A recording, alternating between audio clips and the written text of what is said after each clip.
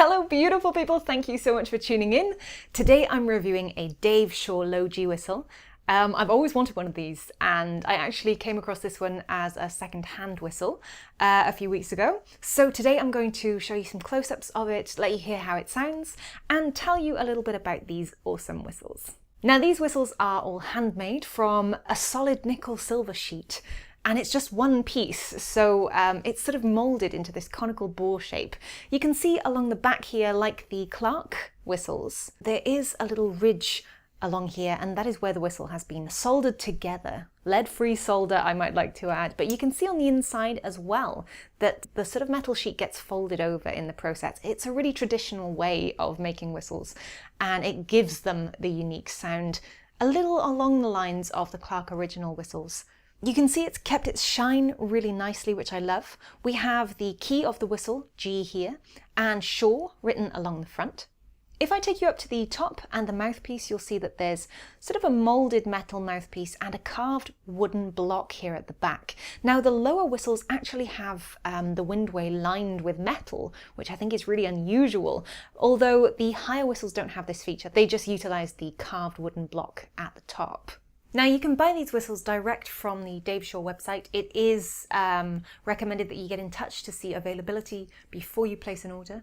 You can also get them on a few other websites. I think McNeela have one or two of the higher keys as well. So it's worth looking out for if you want to go for this sort of thing. The holes on these as a low G are perfectly coverable with your finger pads. They're not overly large either, which is great.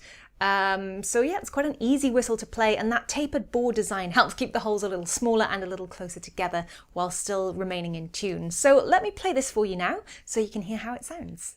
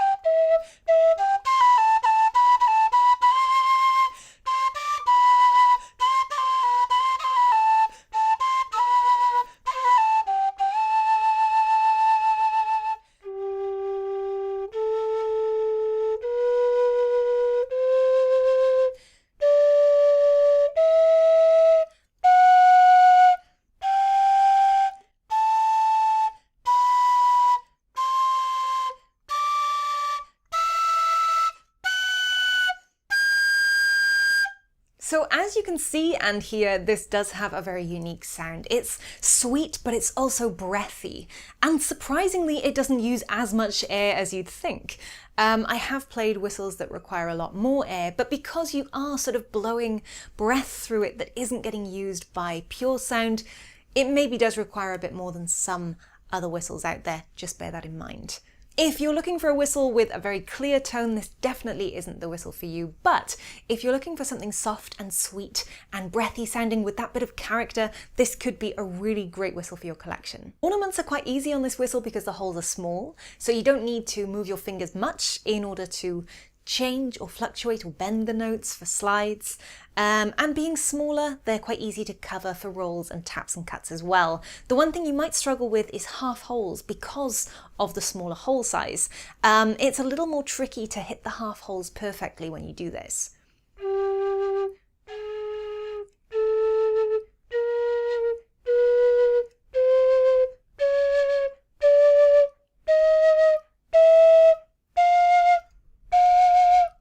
As for volume, there's not that much difference between the bass, the bell notes, and the cross-fingered notes either.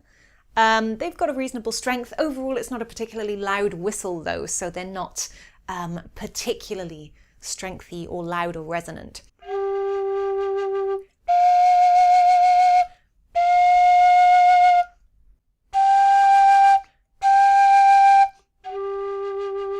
I I'd say the most difficult note to achieve is half-holing that bottom hole. It seems to be quite quiet if you're trying to hit the G sharp.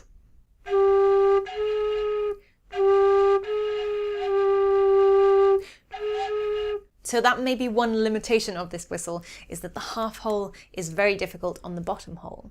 Otherwise, I kind of love it. It's definitely not difficult to hit the high notes on this one, as the tune I played demonstrated.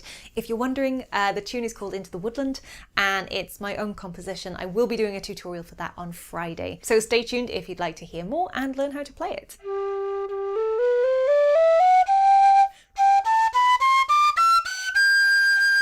So I'll give you one last playthrough now with a little bit of smoothing and echo on the sound, a little bit of reverb, so you can hear how this would sound in a place with nice acoustics or a recording studio setup. Let's give that a go.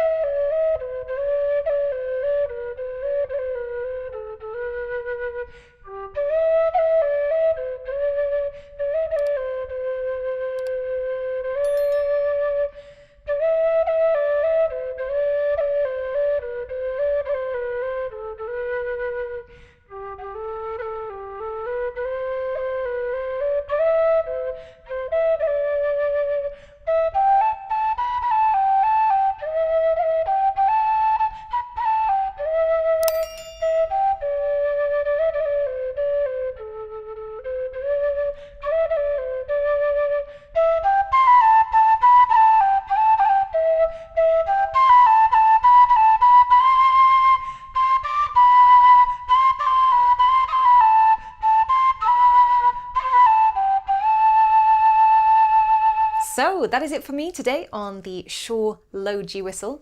You can find the most recent prices on the website, which I have linked in the description down below.